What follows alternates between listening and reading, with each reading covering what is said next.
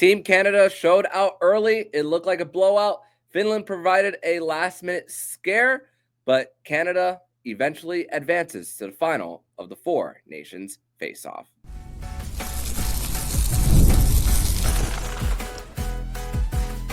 You're Locked On Panthers, your daily podcast on the Florida Panthers. Part of the Locked On Podcast Network, your team every day. And welcome into this Tuesday, February 18th edition of the Locked On Florida Panthers podcast, part of the Locked On Podcast Network, where it's your team every day. Thank you for making the Locked On Florida Panthers podcast your first listen of the day. I'm Armando Velez, and you can follow me on X at Monoman12.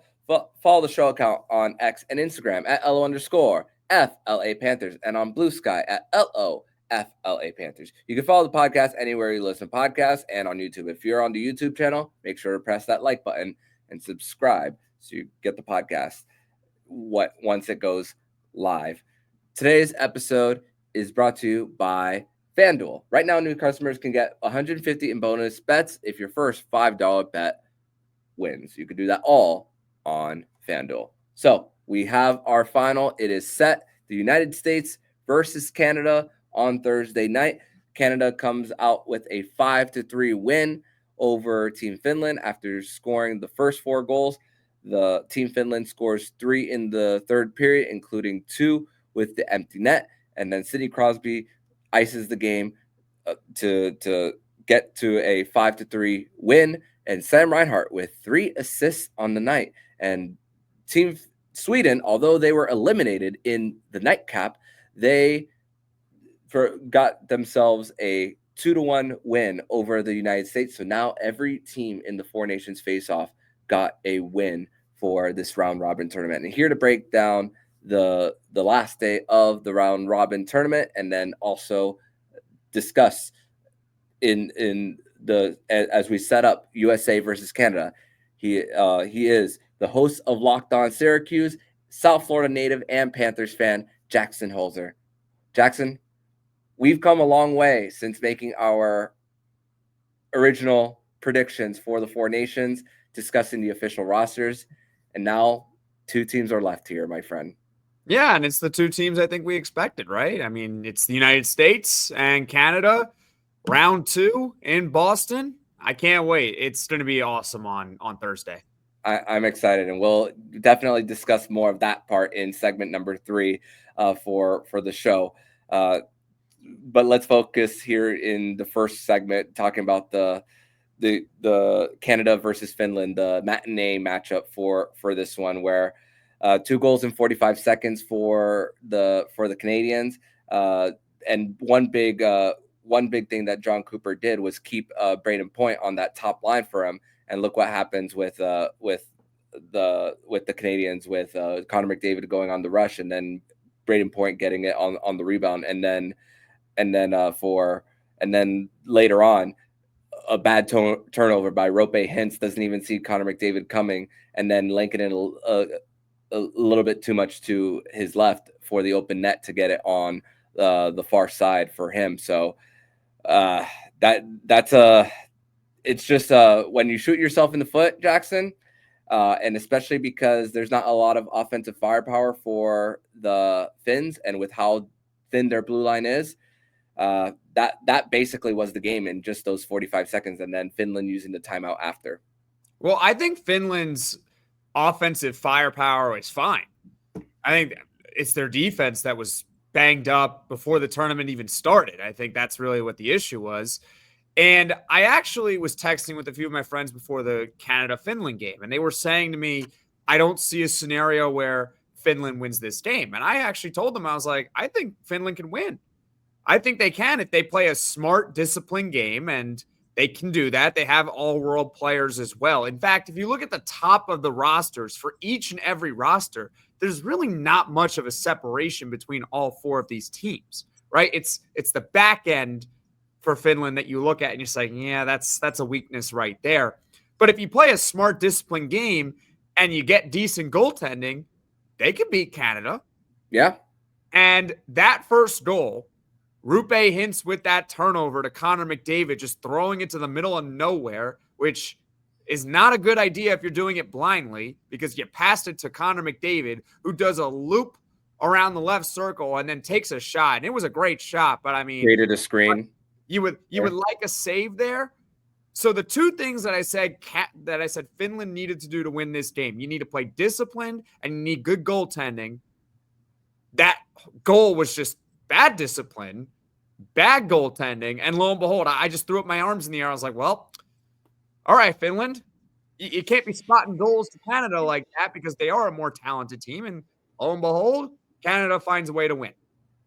Yeah, and like you said, Connor McDavid doing circles around to get it, to create the lane, to shoot it on the far side, and then that battle in the middle for team Canada, and then credit to Reinhart on chipping it up to get Nathan MacKinnon up in speed with Asa Lindell battling along the boards there, and then later on getting Brady, where Patrick Laine didn't take the best angle on Connor McDavid when the forwards were already deep, and then that affected the rush for Team Finland, which left them a little bit on an island there. And also looking back at the visualizer, they were in on a change as well. So that doesn't help whenever your forwards aren't necessarily supporting you defensively there, which happened on that rush chance that eventually led to the Braden Point goal for the third goal of the game. Correct. They were shooting themselves in the foot. I don't think Finland played that bad of a game. In fact, I think if you look at the deserve a winner meter, they won the deserve a winner meter for what it's worth. It means nothing in reality, but I think it sometimes goes to show you that they played a pretty decent game, but their mistakes were so bad. It's just really bad mistakes. And when you make those mistakes to Connor McDavid and Nathan MacKinnon and Braden Point and Sam Reinhart, it's like, you're going to lose. You're just going to lose. And even though Finland played a great game, so did Canada. And also, I don't care about the final few minutes that Canada almost blew it. I kind of just throw it away. I'm like, whatever. Whatever. They didn't. They built a 4-0 lead. I promise you, if Canada goes up 4-0 on the United States on Thursday, they're not going to lose. So yeah. I'm not really worried about it. It was a good game. I just wish that Finland didn't make those stupid errors, and maybe we would have had a more competitive game. Yeah, and also when I think about it, for Finland, it was also their inability to create off the rush. I mean, when you're thinking about speed for speed with what Canada has versus them, I mean, it was basically non-existent. But also, even after that third goal, the fact that Lankinen was so much in a panic, where you see a shot from Morrissey that was right in the breadbasket and he's not cleanly handling it, and then there was another rush that Connor McDavid had shortly after and he couldn't find it, where Canada almost got behind. If that trickled anywhere behind his pads, that was going to be another, even before the end of the first period. But I was shocked when Finland came out in the second period and didn't go straight to UC Saros, who's been a really trusted goaltender for Nashville over the last few years, versus Lankinen. He's bounced between teams, he's serviceable as a journeyman, who's backed up in Chicago, Nashville, and now Vancouver here. I was surprised that Saros didn't come out for the second period at all. I would have actually done it sooner. Mm-hmm. I would have maybe done it after the second goal. Wasn't his fault, the second goal. But I think after you call that timeout and you go down 2-0 that early in the game, I think if you're really looking for that jolt, that's where I would have made a goalie change. And again, their backup, this is not an NHL game where your backup goalie is your backup goalie. Yeah. Your backup goalie in this case is UC Saros, who on any given night can be the best goalie in the league. Yeah. I probably would have gone right there. I don't know how much of a difference it really would have made, but that's where I would have made the goalie change. Yeah. So that I see where you're going there, but at the same time, there's also the whole, you have a whole intermission to think about things, but the fact that you had those 15, 20 minutes and you didn't even, and already down 3 for the whole team to just get a little jolt and also recollect themselves mentally. That's also a reason why that I'm just continuing to scratch my head on why Antti Pennanen didn't make the move earlier. But hey, Canada finds a way to win. 2 goals by Mikael Granlund and 1 by Asa Lindell, which we'll talk more about Asa Lindell's goal and relating it to Jordan Binnington later on in the show. But Sam Reinhart disrupts a pass in the neutral zone that ends up with Sidney Crosby icing the game for Team Canada. And hey, oldest guy in the tournament, most experienced guy, comes Still up big. Good. Can I just add one more thing about the goaltending? Go. One more thing about the goaltending. This isn't baseball. You could take a guy out and then put him back in. Mm-hmm. You can do that if you want to. Just food for thought. Like, it's not like a goalie is not a pitcher in baseball where as soon as you take him out, like, that's it. They're done, right?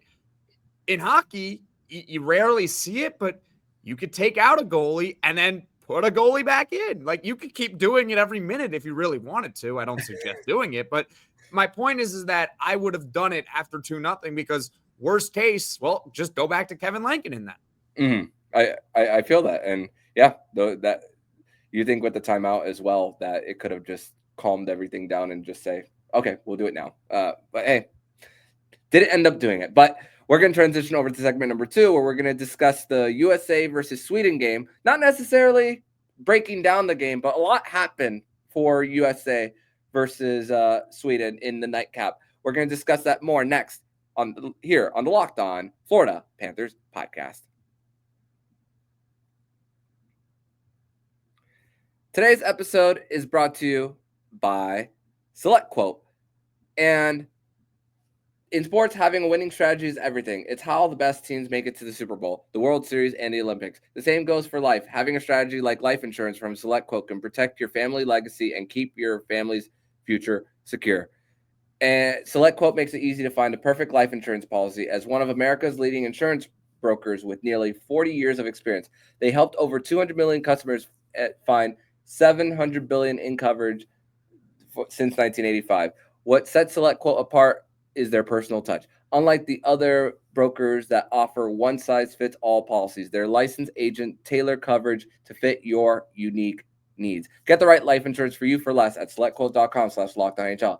To get selectquote.com/LockedOnNHL today to get it started. That's selectquote.com/LockedOnNHL. SelectQuote. They shop, you save.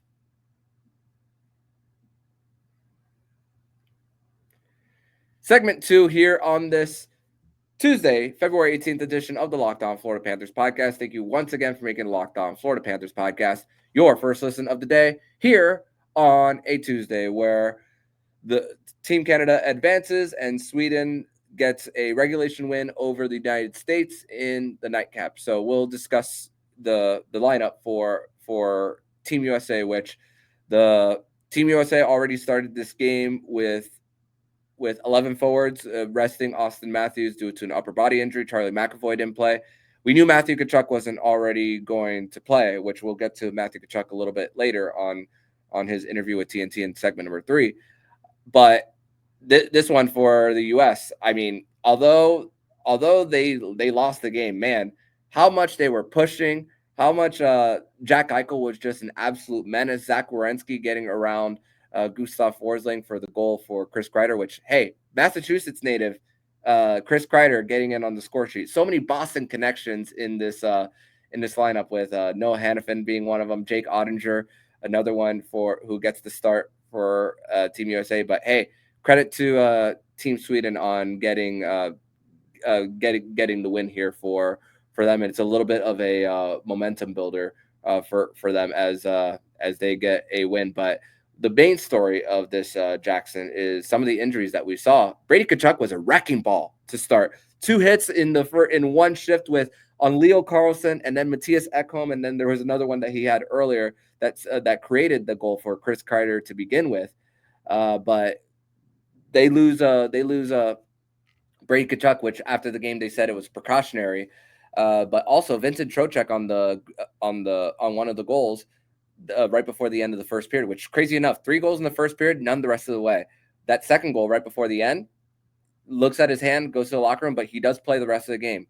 So Team USA getting some bruises in this one, even though the game itself, they already clinched their spot. They're already gonna get even last change in the Thursday's matchup against Canada. So that was one where it was just like, oh, you just gotta hope that these boys are okay. I think it goes to show you that these rosters, they work in the four nations barely in terms of how many players. Olympics, which is going to be next season, and in future tournaments, I think they need to have more players on the roster. Yeah. Because there was at one point in this game, they're playing with 10 forwards. That can't happen. No. That cannot happen in a best-on-best tournament. Unless two players go down, which it's rare, but it does happen. Fine, you got me.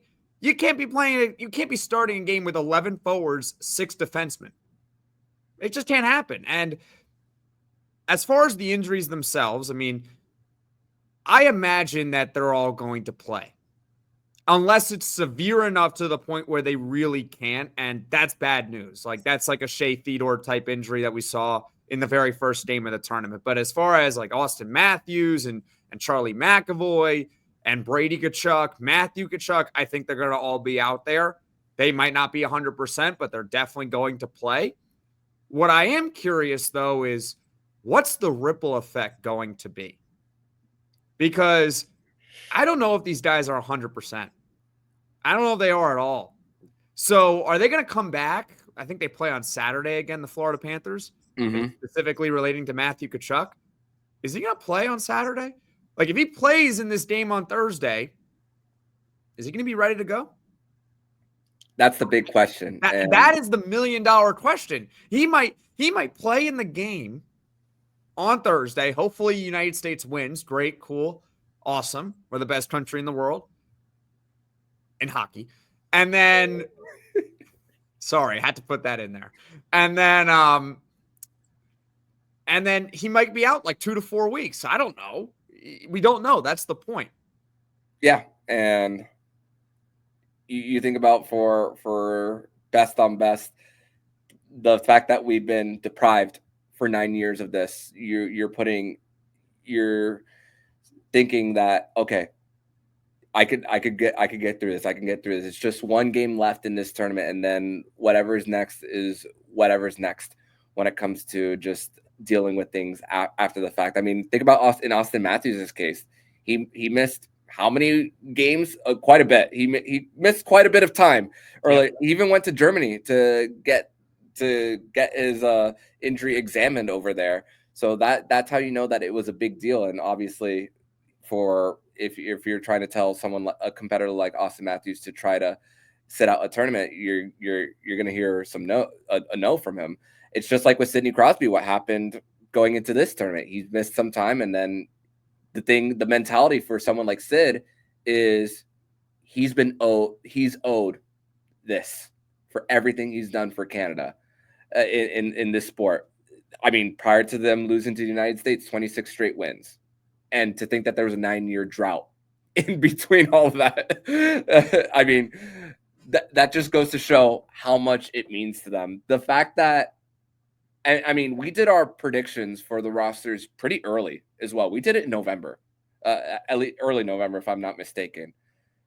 You and I from the start knew that this was going to be high intensity, that these guys were going to care. The fact that they see the crest on their uniforms, that this was going to be something that the intensity was going to pick up. And even tonight, Jackson, the USA chants were constant.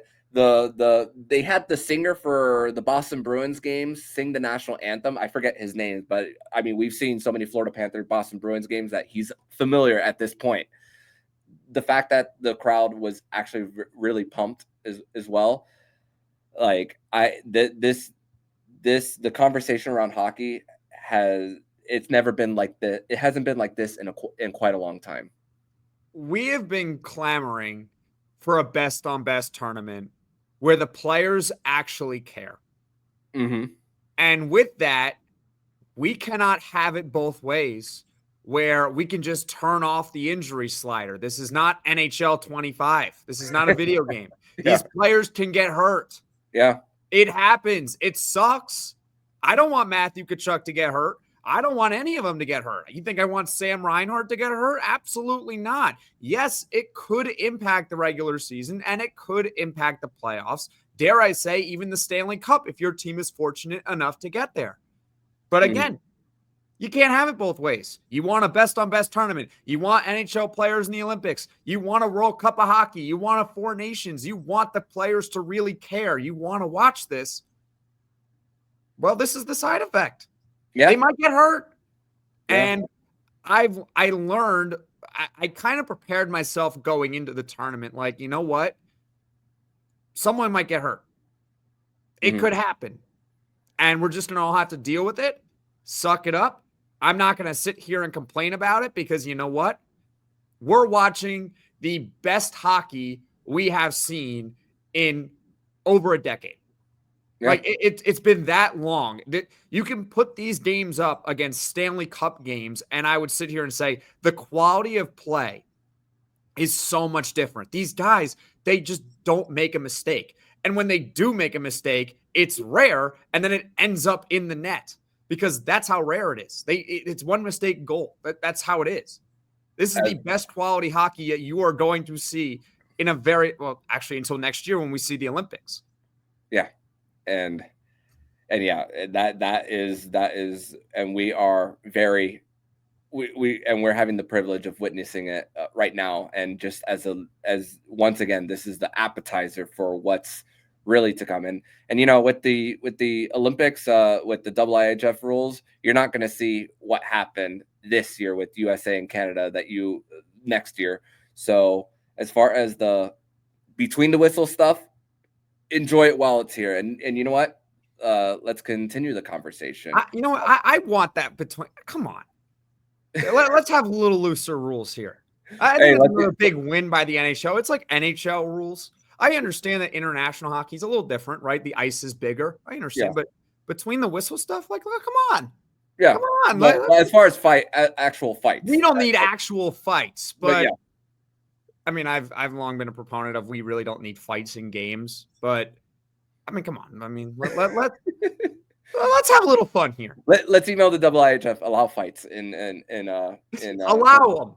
Yeah. So, but speaking of fights, animosity, USA, Canada, we're going to transition over to segment number 3, where we are going to discuss our first impressions, not necessarily first impressions since we already saw a matchup, but just a little set the audience up for Thursday's matchup between the USA and Canada.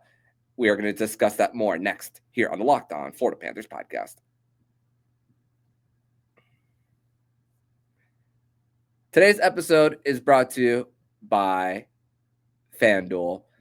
And when the game tips off, the NBA action is just getting started. There's no better place to get in than with FanDuel, America's #1 sportsbook. With FanDuel, you can place live bets throughout games, so even if you miss the opening tip-off or want to bet on the fourth quarter comeback, you can stay in on the action. And if you're looking for a bigger payout, you can combine your live bets into a same-game parlay. Right now, FanDuel customers can get $150 in bonus bets if your first $5 bet wins. Just visit FanDuel.com to join today. That's FanDuel.com for your shot at $150 in bonus bets. Make every moment more with FanDuel, an official sportsbook partner of the NBA.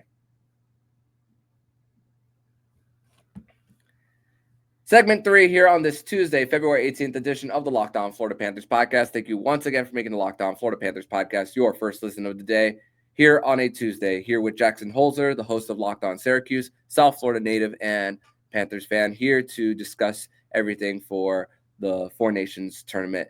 And yeah, so USA, Canada, the final rematch of all the fireworks that we saw on Saturday. The venue has shifted to the TD Garden for this matchup. And Brady Tkachuk said that Matthew will be ready after Thursday's matchup. But Matthew Tkachuk did interview with the NHL on TNT at the start of the second period. I was just waiting for that question. And of course, they're going to save it to the end. They're talking about the camaraderie with the USA, and, cookie cutter answers from Matthew Tkachuk saying, oh, we believe because we spend so much time together. And in my head, I'm just thinking, okay, everyone spends a lot of time together. Okay. All right. What about the injury? And then they ask, but the way Matthew Tkachuk answered it, it was a hesitation, a chuckle, and then talking about how he'll be ready. Jackson, that doesn't sound someone who's confident in where he stands with the state of his injury. So how did you take that? That sounds like someone who's playing and then might be injured for quite a while afterwards. That's exactly what it sounds like. Because he cares. He wants to win it for his country. Completely understand it. It's one game. And then after that, that's why I told you, I would not be surprised if he's out for a little bit after the Four Nations. I wouldn't be surprised at all. Because he didn't say, like, yeah, I'm 100%, I'm good to go. If he just says, I'm 100%, I'm good to go, like, I'm ready for this, then I think and there was, like, no hesitation. We would have just been sitting here like, all right, he's fine. It's funny because he basically gave it away.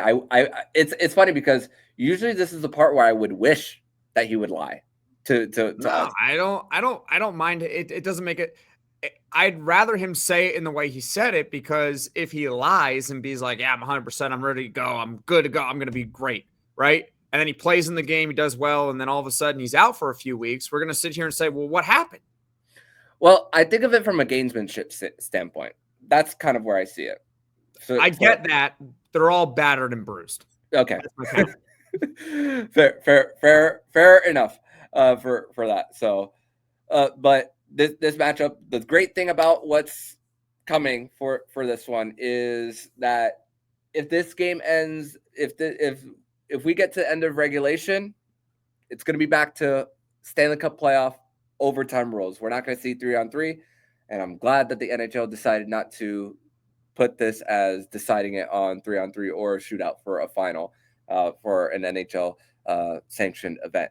But we look at the goaltending matchup with this one. So Jordan Binnington finished the first 3 games, 66 of 75. The Canadians gave up 25 shots against per game. In the 2 Hellebuck starts, 23 shots per game, which Hellebuck has been outstanding. The USA has allowed the first goal in their first 2 games, and then not giving up a goal the rest of the way. 6 unanswered and 3 respectively for them. Jordan Binnington, even though every single game we've seen the bad goal given up, but we saw in the game against Finland how when Finland was able to get the pucks deep, he was able to handle it and get it out quickly for the forecheckers not to get there. The Americans, that's really something that they would really once again need to focus on. They have the horses to do so, and this is the matchup that this is the part of the game where I'm really looking to see how the USA exposes them once again. They'll see Cale Makar on the other side more than likely played today, and we saw the change of pace that Cale Makar brought when he was in the lineup. Hasn't necessarily done the thing point wise, but the eye test has said how he's able to quickly break out the puck even on his own without necessarily getting the stretch pass out, which just the phenomenal skating that Cale Makar brings when he steps on the ice. I think the worst injury in this tournament is to a player that isn't even in the tournament right now. Quinn Hughes. Mm-hmm. Because see, when Cale Makar was out for that first game between the United States and Canada, I sat there and I said, well, now we're even. Yeah. We're even. Mm-hmm. You don't have Cale Makar. We already don't have Quinn Hughes. Let's go. Yeah. We don't have him. And they have Cale Makar back. That gives them more of an edge than they had in the previous game. The thing is with Canada, it's very simple. I think they're going to win this game, but you cannot have the softies. No soft goals allowed. Jordan, if he allows those 2 goals again in the same way he did the previous game, they're going to lose again, and we're going to sit here and say, well, why did Canada lose? Or the whole country's going to be like, how come they lost? Well, it's that same goaltending that everyone warned you about. Because you can't bank on Connor Hellebuck having an off game. He could happen, but assuming that he's Connor Hellebuck, which he has been throughout the tournament, you're going to need your goalie to also make saves. But more importantly than just making saves, you can't allow the softies. Mm-hmm. Can't happen. If he allows the softies, it's over. That's the way I look at it. And the fact that once again we just don't know the statuses of everyone and just how the line combinations are going to be, whether Chris Kreider does play again in this one. If he's not playing, if that's playing. In the case, that's in the case of Matthew Tkachuk. If he's unfortunately too hurt to get in for Team USA here, and then of course we've seen the horses of what Canada has brought. And also, there's been certain players that just haven't been activated yet. Kyle Connor hasn't necessarily activated as I expected him to, but I also want to see how guys like Jacob Slavin and Noah Hannafin do once again against Connor McDavid, because they did the assignment. They played the assignment really well the first go round. Is it something that they could do again against Canada? Yeah, why not? Slavin was amazing in that first game. He might have been the best player on the ice for the United States the entire game. He was shutting down everything. Connor McDavid's one goal against the United States, it did not come against Jacob Slavin, I don't believe. Was it Noah Hannafin? Who was the one that got beat on that one for getting it? It was some all-world defenseman, but you know what? Nobody can really stop Connor McDavid one-on-one, but the point being is that Jacob Slavin was terrific in that game. I imagine he's going to be his usual self. I mean, he is pretty much known around hockey as one of, if not the best pure defensive defenseman in the sport. I don't know why that would change. This is really like two titans going at it again. And as far as the injuries, there's a reason why I gave you that smirk, like, oh, come on, like Chris Kreider's going to play. He's not playing, barring like if it's really, really that bad, fine. But these guys are playing. They're going to play through it. Matthews, he's going to go. Brady Tkachuk, he's going. I mean, it sounded like from Mike Sullivan that the injury's not that big of a deal anyway. Tkachuk, Matthew is going to go. And so is McAvoy. They're all going to play. Now, Canada also has their stuff they got to worry about with injury-wise, but they're all going to play. Yeah. We're going to see the best players in the sport go at it. And that's that. And it really is this simple for Canada. You just cannot allow the soft goals. That's simple. Connor McDavid got around Zach Werenski on that first goal, and then after that was a lazy check by Werenski has had a terrific tournament. We'll give him a pass for it. I mean, Werenski's another guy. He is so good. Can we trade for him? I wish. I keep watching him play, and I'm like, can the Panthers get him? Like, what do we have to do to get him? Like, Columbus, well, what do you want? What do you want?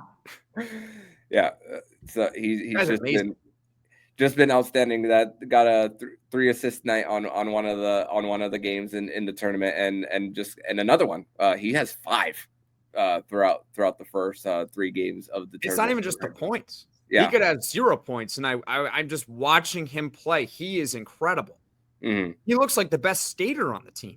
Oh yeah, which it's pretty hard to do with this roster that you have. You have a lot of good skaters on the team. You got Auston Matthews and Jack Hughes on the team. Yeah. Werenski's insane. If I'm Bill Zito, I'm calling up Columbus, and I'm basically offering everything for him. Yeah, but who says no when it comes to a trade? And with Columbus being having so much cheap talent there, he's not that much of a hit for them, and that's something that they could at least bridge in the next few years as they're still building so much young talent. Kent Johnson, Adam Fantilli, there, Marchenko. So those are other guys that they could just continue to build around, while Zach Werenski is the most expensive player on the team. But hey, let's see how once again they match up against Canada, as we have a few days to think about this. And I just wonder what the players are going to go through these next few. What's going to be the talk of the town, how their team dinners are going to go. That's going to, and hey, Matthew Tkachuk talked about the unity with the team, the camaraderie. How does it manifest on the ice come Thursday night? And I can't wait for it. I can't. It's, I think, the most anticipated game. I mean, it's hard to compare to a Stanley Cup game. Yeah. It's hard to compare to a Florida Panthers Stanley Cup game as a fan of the Florida Panthers, but it's the most anticipated game since 2010 as far as a non-Florida Panther game.